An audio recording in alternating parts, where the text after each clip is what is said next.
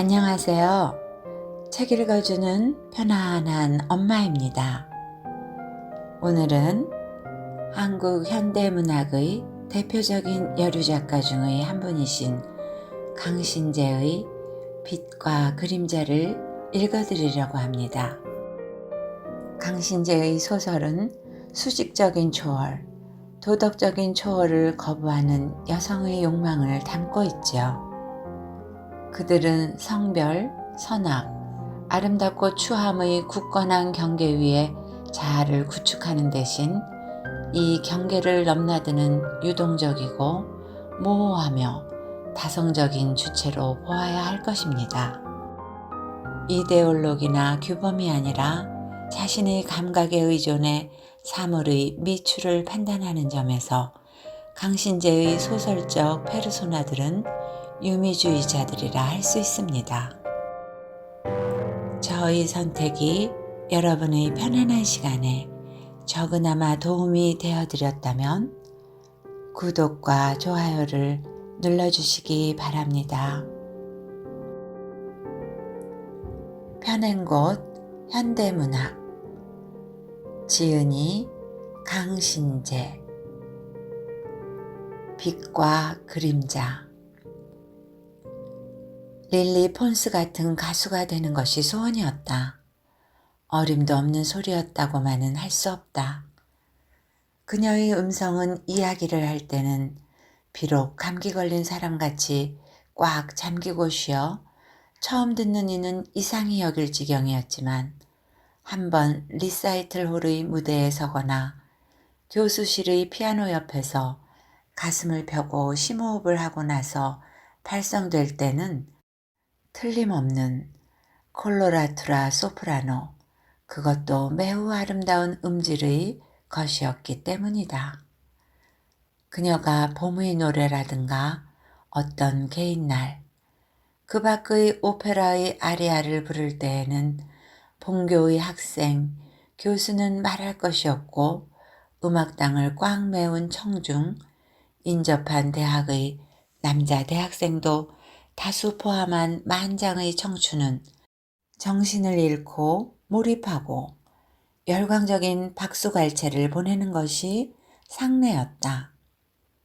손미애 하면 그래서 화려한 이름이었다.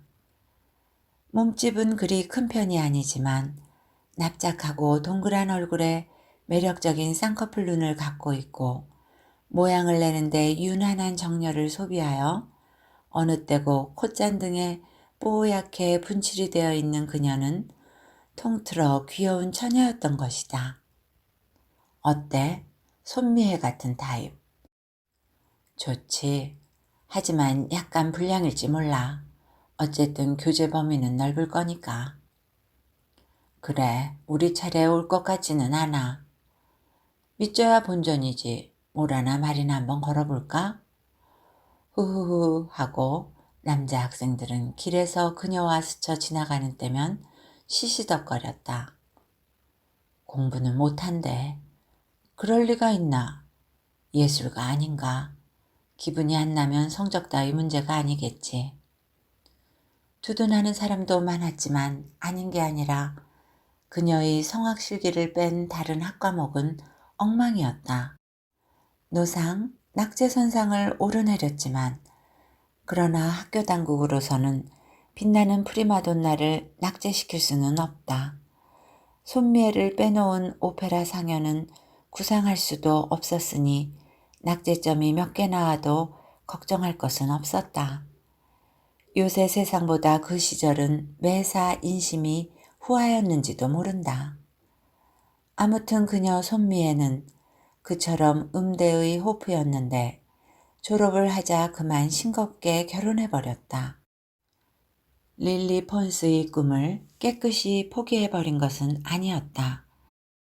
야심 내지 공상의 여지는 다분히 남겨두고 있었지만 결혼 또한 여성의 중대사라고 그녀는 믿고 있었던 것이다.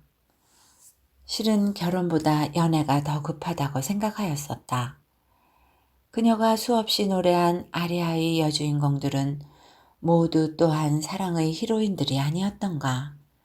불붙는 사랑, 비극적인 정열을 그녀는 동경에 맞이 않았다.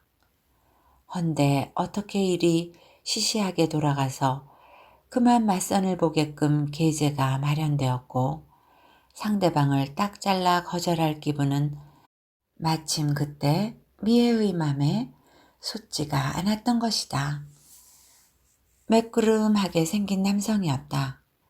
오뚝한 코와 얄팍한 입술과 검은 테 안경 속에서 때때로 독특한 윤기를 보이는 눈이 인텔리다운 감을 풍겼다. 국립대학의 공과대학 졸업이라는 간판 또한 압도적인 매력이 아닐 수가 없다. 미애는 결심하였다. 그 남성을 사랑하기로. 약혼자라는 말은 애인이라는 어휘에 비해 좀 떨어지는 것 같기는 하지만 그러나 약혼자도 없는 여자에 비하면 다분히 로맨틱하다. 오석진이라는 그 남자는 말이 없는 형이었다. 무엇을 생각하는지 잘 알 수가 없다. 그래도 미애는 무척 들떠서 약혼 시절을 보냈다. 그녀에게는 약혼이니 사랑이니 하는 것의 관념 내지 분위기가 중대하였고 사람 됨됨이는 그 다음쯤에 가는 문제였는지도 모른다. 4개월의 약혼 시절이 눈 깜짝할 사이에 지나가고 그들은 결혼하였다. 신접 살림을 꾸민다. 하면서 그동안 미애는 한 번도 노래를 부르지 않았다. 아니 정식으로 공부를 하지 않았다는 뜻이다. 모든 아름다운 음률은 오직 그 안경을 쓰고 잠자코만 있는 남자 하나를 위해 나직이 달콤한 음성으로 불리어졌던 것이다. 오석진은 어느 건축회사에 취직해 다니고 있었는데 여전히 얼마 말이 없으므로 그가 사실 세상을 어떻게 느끼고 있는지 미애는 때때로 궁금해지는 수도 있기는 하였다. 그런데 6.25의 사변이 그들을 남쪽 도시로 몰고 간 것은 물론 특기할 일이 못 된다. 누구 할 것 없이 당한 참변이었고 일조의 모두가 거짓대처럼 되어버린 피난 생활이었으니 그러나 손미애의 남편 오석진이 그처럼 변모한 일은 적어도 미애에게는 무척 놀라운 사실이 아닐 수 없었다. 국가와 민족에 관한 사상적인 이념의 문제가 아니었다. 그것은 오히려 그런 것으로부터 너무 먼 데서 출발하였다는 데 가장 놀라운 면이 있었다.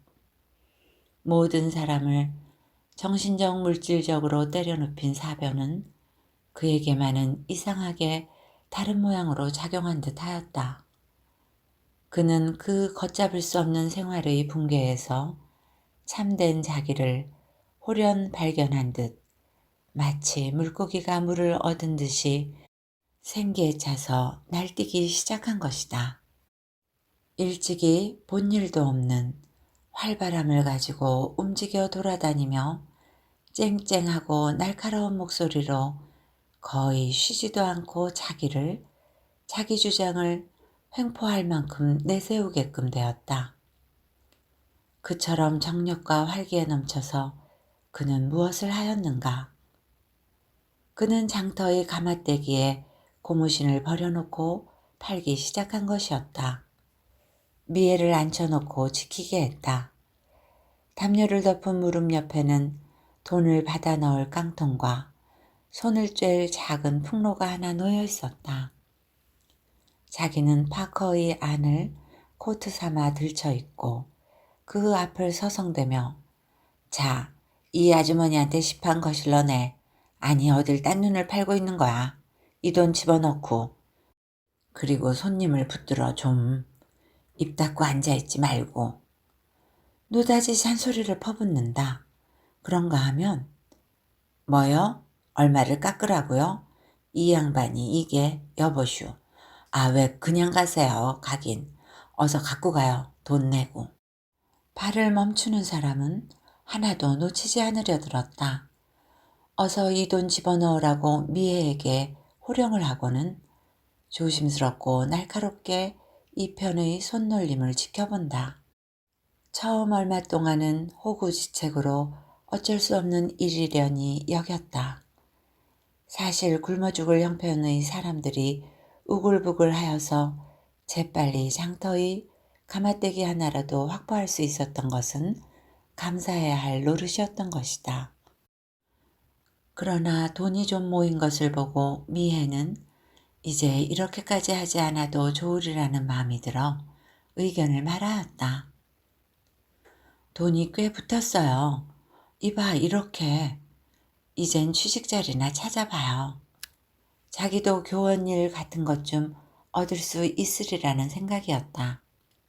뭐 어째? 장사를 고만둬? 정신이 있는 거야 없는 거야? 오석진은 미친 것처럼 화를 내었다. 물어 뜯을 듯이 맹렬히 으르렁거렸다. 어찌나 사나운지 나중에 생각해 보아도 그 밤의 일은 소름이 끼쳤다.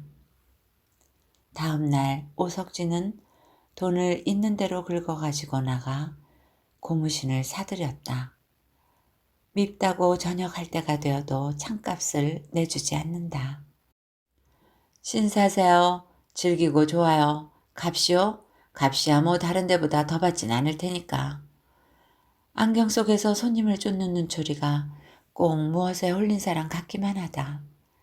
미애는 겨우 어렴풋이 깨닫기 시작했다. 그의 부모는 그에게 대학 공부를 잘못 시킨 것이다. 공과 따위를 택할 일이 아니었다. 그의 집착은 오직 물건을 사고 파는 데에만 있었다.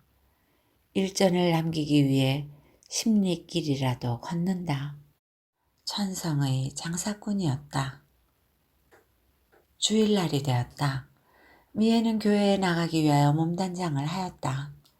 난리 북새통에 그래도 간신히 끌고 온 나들이 슈트로 갈아입고 어느 양공주가 PX에서 내온 베이지색 오버코트를 걸치니까 기분이 산뜻한 것이 살아난 것만 같다. 그녀는 자기가 늘 앉아있곤 하는 시장터에서 오늘도 다름없이 북적대며 있는 사람들을 연민 어린 눈초리로 바라보면서 가벼운 걸음으로 그 옆을 지나갔다. 대각거리는 하이힐 소리, 자기 몸에서 풍기는 화장품 냄새, 모두 마음을 상쾌하게 만들어준다.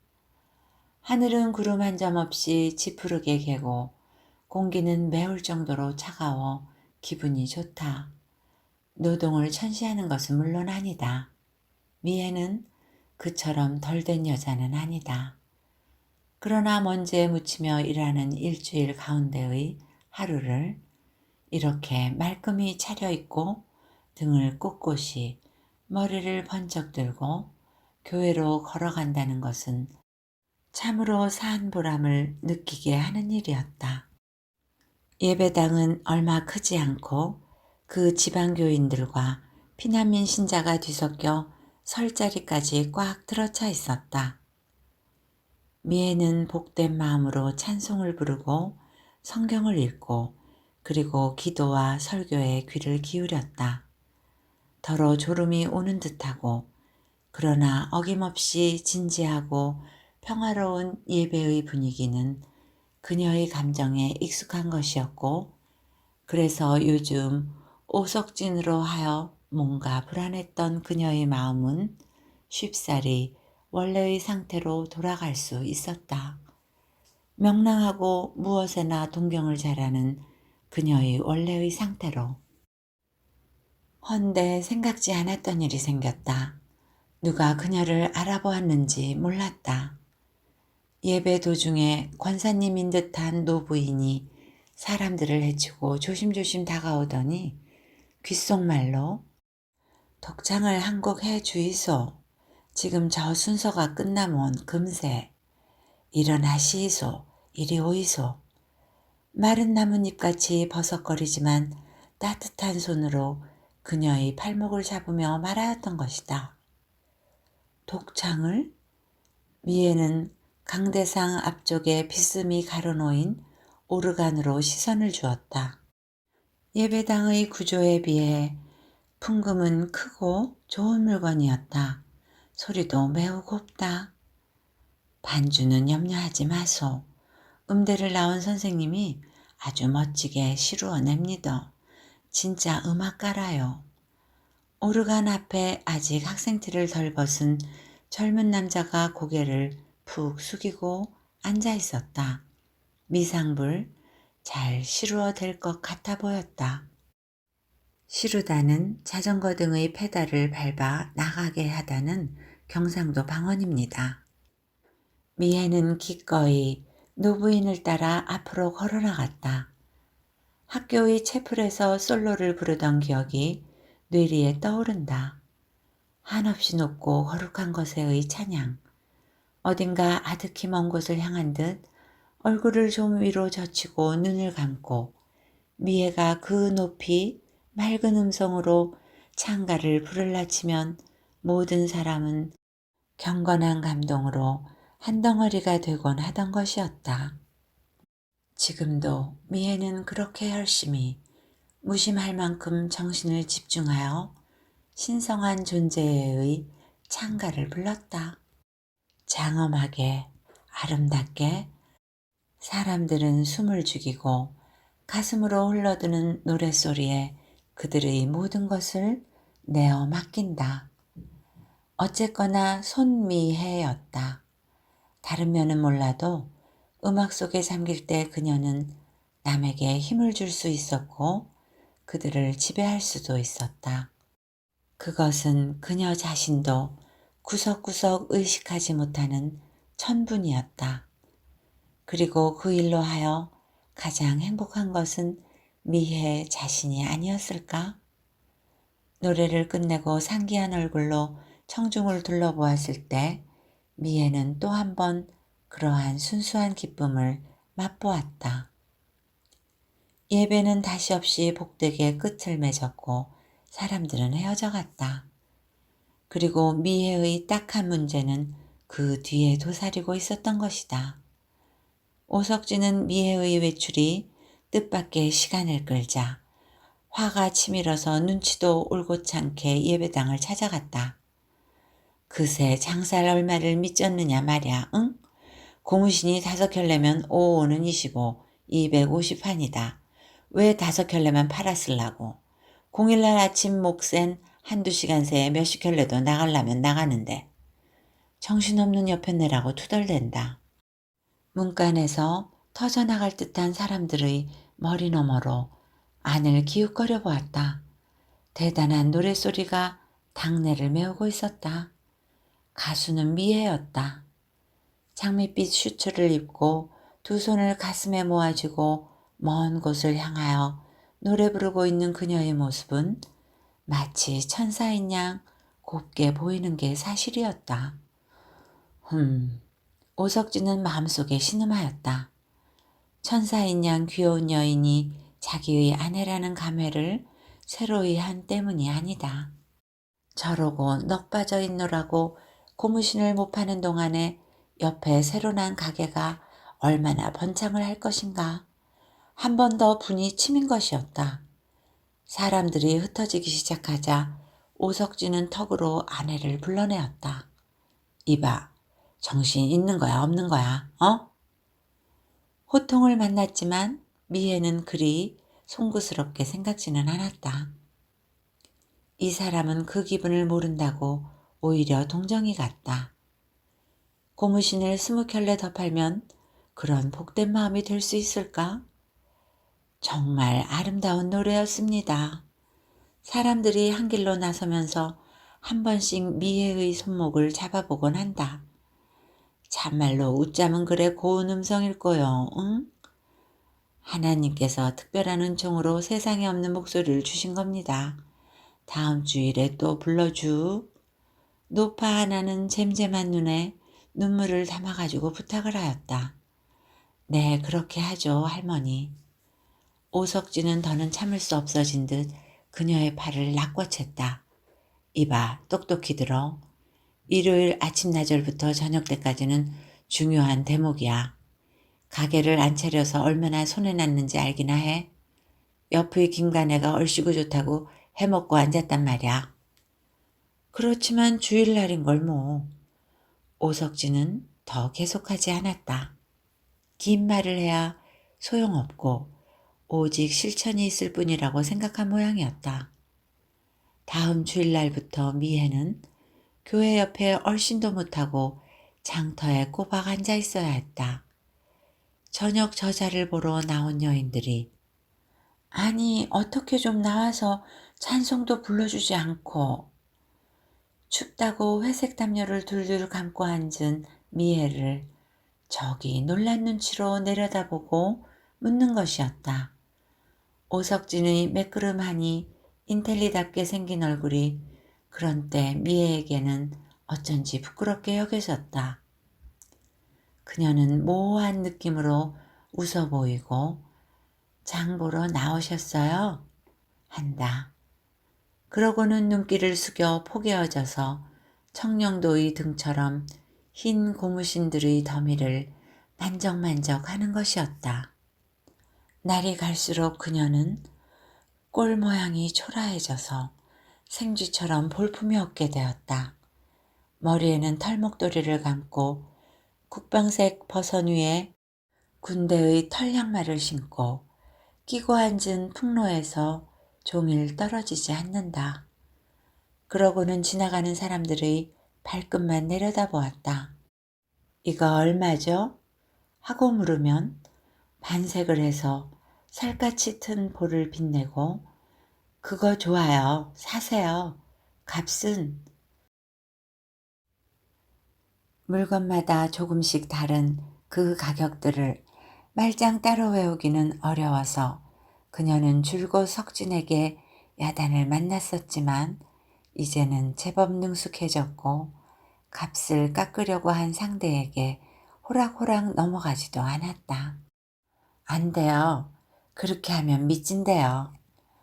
그래도 애누리를 하려 들면 그녀는 깔깔 웃기를 잘하였다. 뭐가 웃어? 정신 나간 예편내 모양. 석진은 욱박지르지만 그래도 미애는 우습다. 손님이 가버리면 다시 을씨년스러운 꼴 모양으로 풍로에 들어붙었다. 교인들도 이제는 민망해졌는지 왜 주일날 나와주지 않느냐고 묻지도 않았다. 오석진은 활기와 의욕에 차서 고무신 자루를 둘러매고 오락가락 하였다. 모양새고 뭐고 돌볼 겨를이 없다. 누가 뭐라고 해도 귓밥도 들썩하지 않는다. 더할 수 없이 꾸준하게 그는 그 장사도를 매진하였던 것이다. 저 안경만 아니라면 그리고 어딘지 학식이 들어 보이기에 저렇게 인텔리스럽게 생기지만 않았더라면 남의 눈에 차라리 심상이 보일 건데 하고 미애는 여전히 그 점이 덜어 민망스럽지만 하는 수 없다. 허나 오석진의 치밀한 두뇌와 학식은 실은 그처럼 무용지물이 아니었다. 그것은 10분 소용에 닿았다. 얼마가 지나지 않아 그는 옆에 새로 버린 미천이 넉넉하였던지 이 편의 몇 갑절은 크게 시작하였던 김간의 가게를 사서 합치고 다른 쪽에 인접한 메리아스 상도 물건째 몽땅 접수를 하여 점포를 확장하기에 이른 것이다. 노점의 가만히 떼기를 치우고 신장 개업을 하였다. 바닥에 판때기를 깔고 천막을 두텁게 치고 객이 안에 들어와 물건을 고르게 하였으며 스토브를 놓아 후끈 덥게 만들었다. 그뿐이었다. 설비에 더 많은 투자를 하지는 않았다. 시설은 그만 해두고 물건을 짜들어 사들였다. 그것만으로 손님은 들이닥쳤다. 수건 한 장을 사고라도 같은 값에 불이나 쬐고 가자는 식으로 사람의 마음은 쏠리기 마련인가 보았다.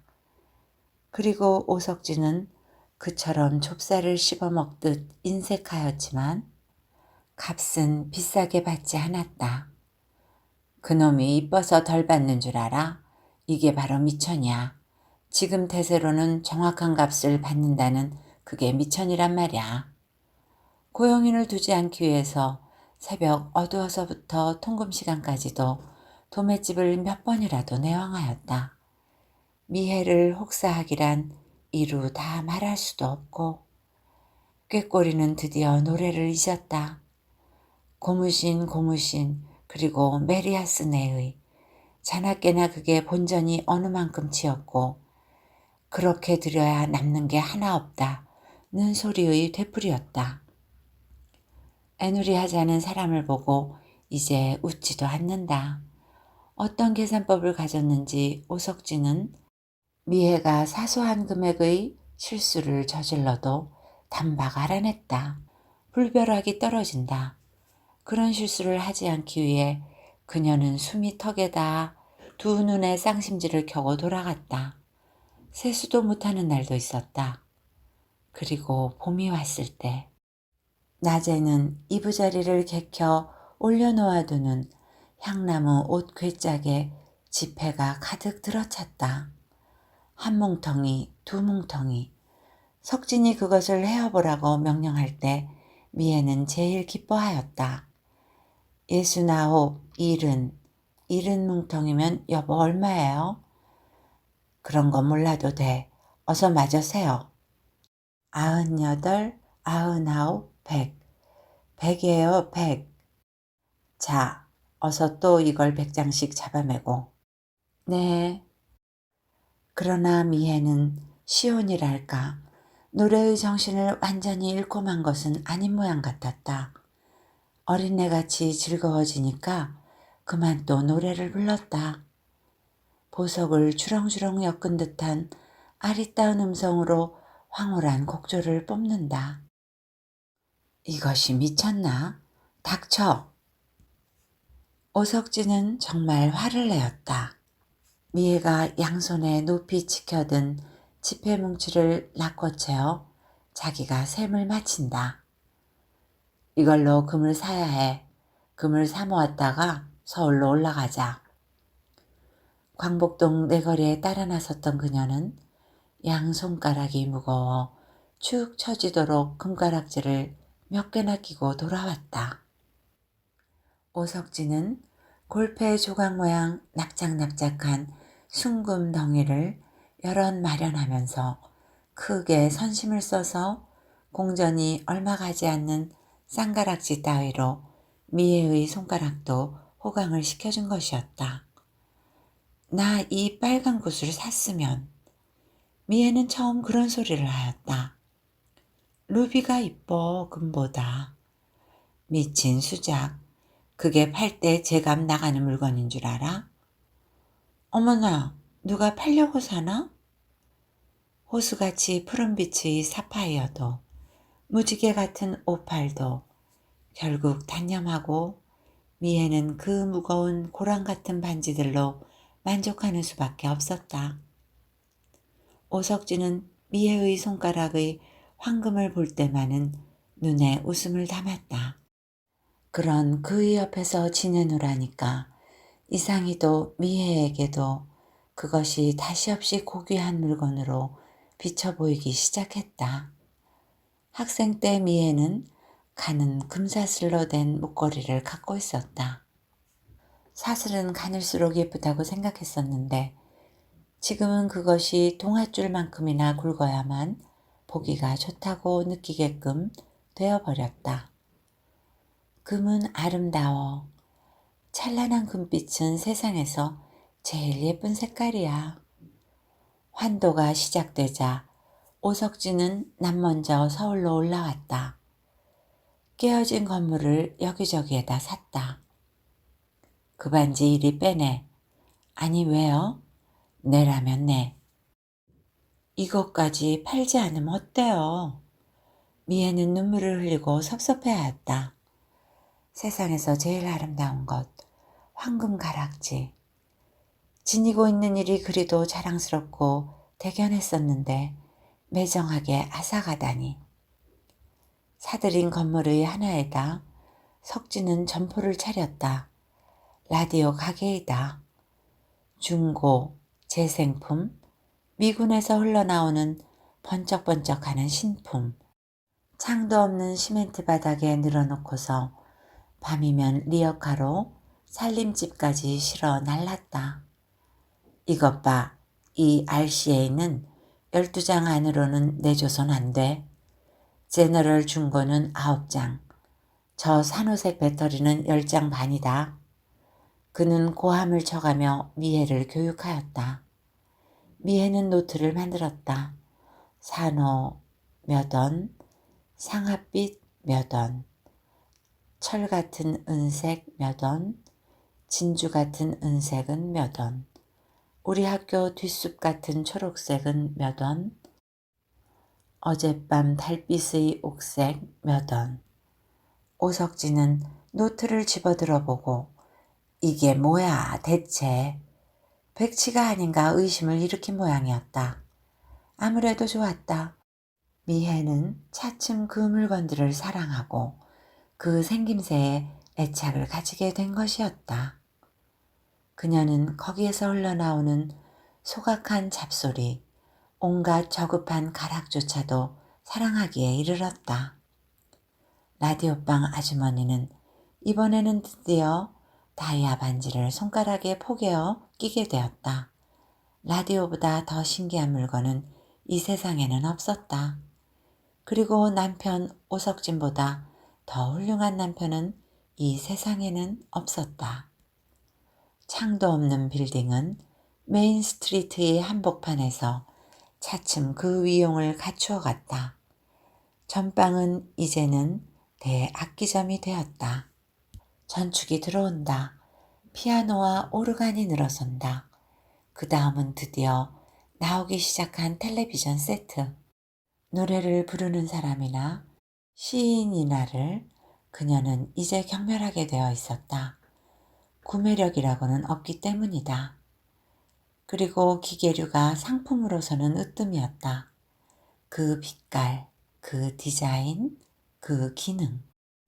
해서 오석진의 사업이 더 한층의 도약을 꾀하여 물건의 전부를 처분해 없애야 했을 때 미혜는 또 한 번 울지 않으면 안 되었다.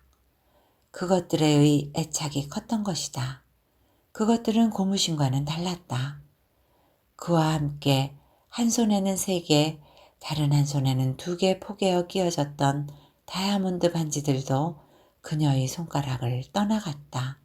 보안의 문제로 하여 낮이고 밤이고 일순간도 손가락에서 빼놓여진 적이 없던 그 영롱한 광채들도. 그 자본을 가지고 오석진은 아니 그만두자. 그가 얼마만큼 탐욕스럽게 또 재간스럽게 그 돈을 움직거려 부풀려 국내 유수의 기업으로 키워내고 또 반석 같은 재벌의 위치를 구축하였는가를 시시콜콜이 더듬어 나가는 일은 이제 그만두기로 하자. 그것은 번거로운 작업이 될 것일 뿐만 아니라 정부 금융기관 또 그 밖의 헤아릴 수도 없이 많은 부면과의 복잡 기괴한 접촉과 재주넘기 같은 모험과 더불어 이룩되어 온 결과의 축적인 만큼 전 과정을 분석해 보이기는 도대체 불가능하겠기 때문이다. 어떤 짓을 하였는가를 정확히 하는 것은 실로 본인뿐이겠기 때문이다. 하여 그들의 현황이나 대충 기술하면 강을 내려다 보이는 수천 평 성곽같이 솟은 대저택이 그들 부부와 4자녀의 거주지였다. 풀, 정구장, 그런 기본적이고 초보적인 시설은 말할 것이 없고 반지하의 계층에는 시내 어느 헬스클럽의 그것보다도 잘된 체육장이 마련되어 있고 한 집안에서 먹고 자는 개인교사만 6명, 그 하나는 수영교사이고 다른 하나는 막내 위한 무용교사이고 또 영어선생이고 수학선생이고 초등학교용이고 중고등학생용이고 미혜만을 위한 비서가 남녀 2명 있어 이들은 오페라나 발레의 티켓을 확보한다든가 의상실 미용실의 시간을 잡아놓는다든가 레스토랑의 테이블을 예약한다든가 또 손님 초대의 준비를 한다든가 등등의 역할을 하는 것이었다. 오석진은 얼마 전부터 미혜의 씀씀이에 아무런 제약도 가하지 않게 되어 있었다. 지폐 더미에다 불이라도 싸지르기 전에는 여자 하나가 아무리 써제껴 보았댔자 그야말로 별로인가 보았다. 미혜 자신 진작에 그런 것을 느끼고 있었다. 에스컬레이터까지 달린 이 집이 처음 완성되었을 때 그녀도 약간 놀랐지만 내가 돈을 퍼버리는가 해서 그래? 두고 봐. 이것도 투자라고. 오석진은 그렇게 유유하였고 과연 10년이 못된 현재 그 대지 건물값은 20배 이상으로 뛰어올라 있었다. 그의 계산법은 그렇게 일반의 기준과는 다른 것이었고 그는 잘도 계산을 맞춰내었으니 미혜 따위야 써도 부스러기 돈밖에는 건드리는 게 아니어서 축이 나지도 않는 것이었다. 한때 그녀는 정열적인 수집가가 되어 침실벽에 비밀 금고를 설치하고 미화와 보석을 사모은 적이 있었다. 벼락부자의 초기적 현상이랄까. 석진은 어리석은 짓 하네 하였으나 펄펄 뛰며 말리지는 않았다. 그리고 이윽고 미혜도 그것이 어리석은 짓이었음을 깨달았다. 재미가 없어진 것이다. 생각해보니 그럴 필요가 전혀 없었다. 돈이 가져오는 모든 것에 지쳐 어느 날 그녀는 남편에게 물었다. 여보, 돈을 버는 일이 당신은 자꾸자꾸 재미나기만 하오? 무슨 소리야? 몇십 년 동안이나 돈만 버니까 하는 얘기죠. 왜 내가 돈만 벌어? 석진은 이상한 웃음을 입가에서 흘렸다. 그야 당신이 최고의 인사니까 다른 최고의 인사들과 어울리기도 하고 그렇기는 하겠지만 마음속의 느낌을 잘 설명할 수가 없어 미혜는 그 정도로 말끝을 흐렸다. 심심할까봐 걱정을 해주는 거야? 내 염려는 말라고. 몹시나 쌀쌀하게 울리는 말투였다고 미혜는 나중 생각하였다. 하루 저녁 그들의 그 성곽 같은 저택에서는 큰 파티가 열렸다. 미혜의 소위 최고의 인사들도 여러 참석을 하고 5일 관계의 외국의 대회사 사장 일행이 주빈인 모임이었다. 손님들은 정원에서 강 건너편의 음산한 가을의 낙조를 감상하고 이어 안으로 들어와 휘황한 불빛 아래 환락의 시간을 가졌다. 미혜는 회화와 웃음소리, 술잔과 좋은 냄새가 범람하는 속을 헤엄쳐 다니며 안주인 노릇을 하는 중에 낯선 소녀 한 명이 벽 앞의 의자에 앉아 있는 것을 보았다. 언제 누구하고 왔는지 알 수 없었다. 아무도 소개를 해주지 않았던 것이다.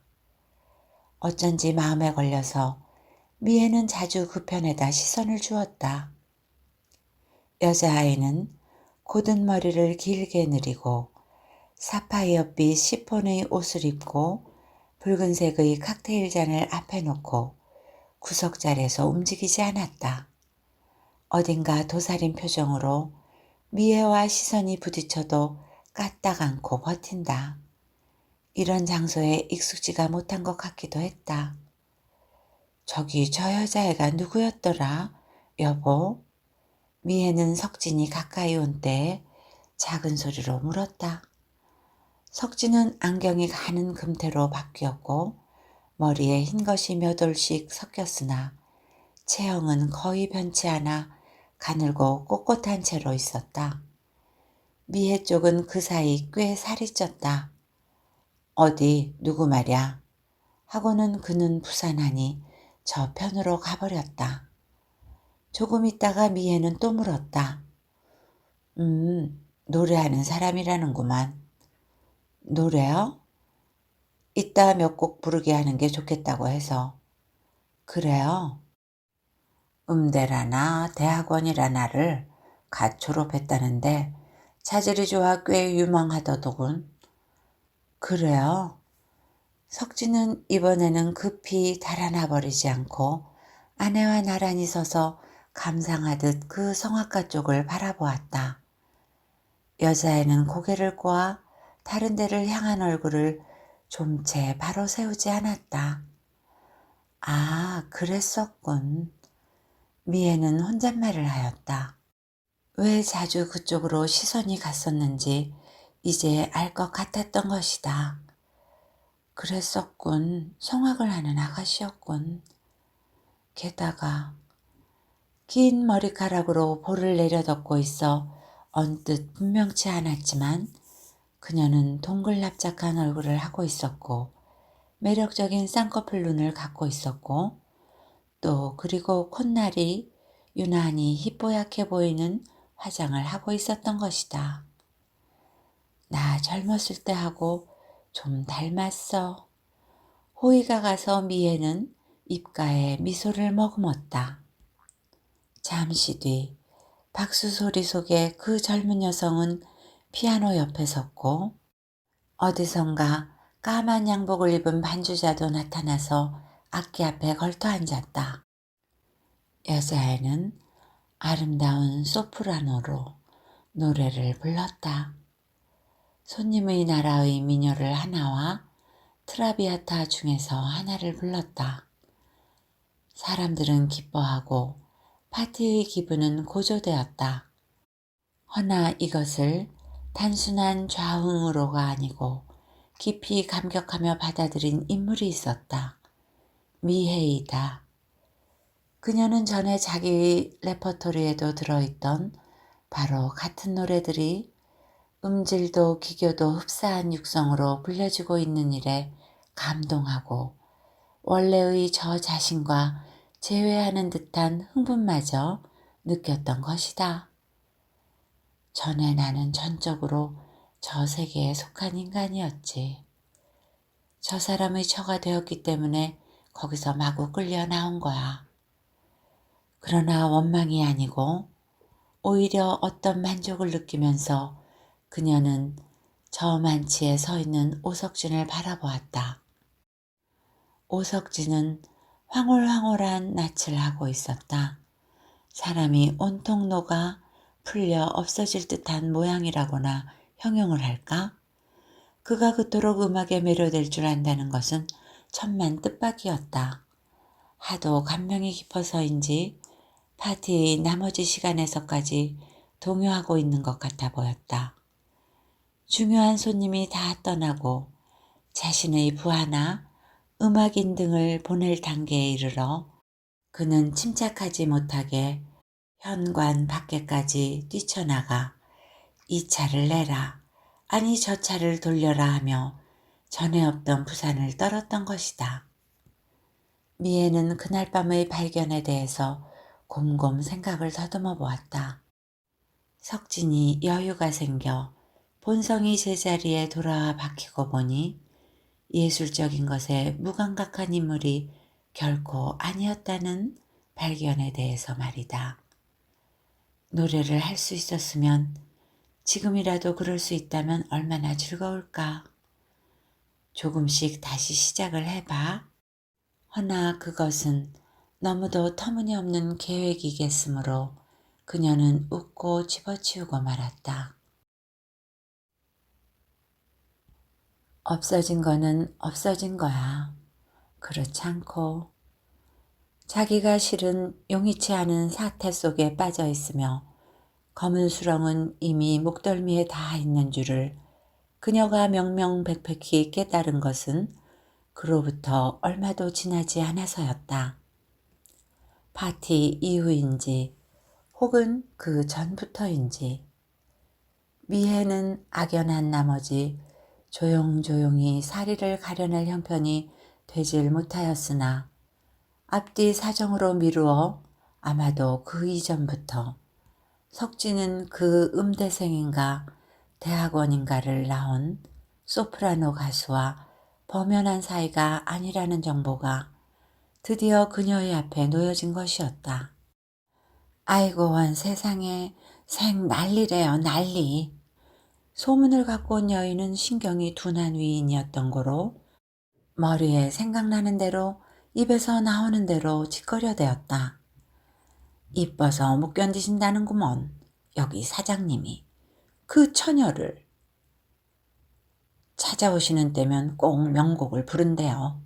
그 처녀가 음대를 다녀서 명곡을 쏙 잘 부른다는구먼. 듣고 나시골랑은 잘한다고 잘한다고 안고 부비고 쌩. 명곡을 좋아하시는가 보야. 여기 사장님은. 드나드는 가정부가 와서 늘어놓으니 알지. 낸들 어떻게 그런 것까지 알겠소. 남의 침대 방속 얘기 꺼정이야 말이오. 미혜가 어떻게 지옥의 고뇌 속에 빠져들어 몸부림을 쳤는가. 어떻게 죽기를 원하였는가에 관해서는 세세히 이야기하지 않기로 한다. 그런 예는 세상에 하 널려 있어서 누구나 눈앞에 훤히 그려내 볼 수 있는 노릇이겠기 때문이다. 다만 한 가지 다소 특이했다 할 점은 미혜가 방문을 겹겹이 닫아 잠그고 발성 연습을 시도한 적이 그간에 몇 번 있었다는 일이다. 그녀의 비참만 더하지 않기 위해 이 장면의 상술 또한 생략하겠거니와 그것은 그녀 자신의 귀를 가지고도 다시 들어볼 용기는 도저히 나지 않는 그런 종류의 음향이었다는 사실만 첨부를 하여둔다. 부부의 사이는 정석대로 나가고 있었다. 말다툼, 외박, 냉전, 이제는 공공연한 소박, 이런 모양으로 급경사를 굴러 내려가고 있었다. 파김치가 된 미혜는 그러나 필사적으로 국리를 더듬었다. 그 기집애는 나를 닮았다. 그이가 그것에게 그렇게도 쏠린다는 것은 그러니까 결국 하지만 이 아이디어는 얼마 그녀의 위로가 되어주지 않았다. 골똘히 이제는 구체적인 죽음의 방도까지를 생각하게 된 미혜에게 다녀오마 소리도 하지 않고 석진은 파리로 여행을 떠났다. 그 여자애가 함께 비행기의 1등 좌석에 올랐다고 했다. 정부가 허락을 하지 않는다는 것이어서 미혜는 한 번도 그를 따라 해외에 나가본 적이 없었다. 그 애는 마누라가 아니니까 데리고 나가나 데리고 들어오나 멋대로일 것이었다. 그들이 여행을 마치고 손을 맞잡고 돌아오는 때 또 무엇이 자기를 기다리고 있을지는 미혜는 눈앞이 캄캄하여 실제로 아무것도 보이지가 않아졌다. 나비 부인의 어떤 개인 날의 그 청청이 높은 슬프지만 희망이 있어 반짝이는 그리고 젊어서 육감적인 선율이 아름답게 허공으로 뻗어 올라가고 있었다. 귓전을 적시는 음률 속에 황홀히 잠겨있는 것은 미혜 그녀였다. 자신의 목소리에 깊이 도취되어 있었다. 목소리는 얼마든지 높게 얼마든지 곱게 울려 퍼졌다. 그녀가 원하는 만큼 울려 퍼졌다. 하늘 위에 떠 있는 마음이었다. 저 아래쪽에 오석진이 있는 모양 같았다. 그의 둘레에 그와 더불어 뭔지 불미한 거리도 있는 모양 같았다. 그러나 그녀는 개의치 않는다. 개의할 가치가 없는 삶을 들인 것이었다. 피아니시모의 부분을 그녀는 가급적 섬세하게 표현해야 한다고 생각하였다. 그것은 그녀 자신이라든가 또 어느 누구라든가의 마침 잘못 얽힌 상황의 아픔 같은 것의 표현이 아니고 살아있는 모든 것의 아픔과 의미가 연결되는 무엇이어야 한다고 그녀는 느끼고 있었다. 그런 모양으로 파악되는 때에만 아픔도 또 아름다운 형식으로 구성지어질 수 있는 것이라고 느끼고 있었다. 그녀의 열심한 의도에 따라 그 소절은 끝없이 가늘고 작게 또 끝없이 섬세하고 명확하게 불려졌다. 힘차고 밝은 부분에서는 생물로서의 횡일감, 영롱한 고음에서는 여성만이 아는 감미로운 추구. 노래가 그처럼 완벽하게 불려진다는 것은 기적이었다. 환희의 눈물이 그녀의 볼을 적셨다. 세상에 더 바랄 것이 있을까? 미혜는 꿈을 꾸고 있었다. 깨어나지 말았으면 복될 꿈을. 어쩌면 이 편이, 아니 아마도 이 편만이 정말일지도 모르는 꿈을. 이야기는 여기까지입니다. 주인공 손미혜는 성악과를 다니면서 릴리 폰스와 같은 세계적인 가수가 되는 것이 꿈이었습니다. 그러나 너무나 싱겁게 한 결혼과 6.25 사변을 겪으면서 그녀의 음악에 대한 열정은 날아가고 맙니다. 피난 시절부터 미혜를 생활전선에 이끌고 나가 악착같이 돈을 벌었던 남편 오석진은 서울로 돌아와 큰 사업가로 성공을 하게 됩니다. 그러나 남편은 손미혜의 젊은 시절과 흡사한 성악도와 바람이 나게 되죠. 그 사실을 알게 된 손미혜는 아무것도 할 수가 없습니다. 가부장적 제도 하에 수동적이면서 의존적으로 살아온 힘없는 그녀가 할 수 있는 일은 꿈을 꾸는 일뿐입니다. 그것도 깨어나고 싶지 않은 꿈을. 여러분, 어떻게 들으셨는지요? 편안하고 즐거운 시간이 되셨기를 바라며 오늘도 행복하세요.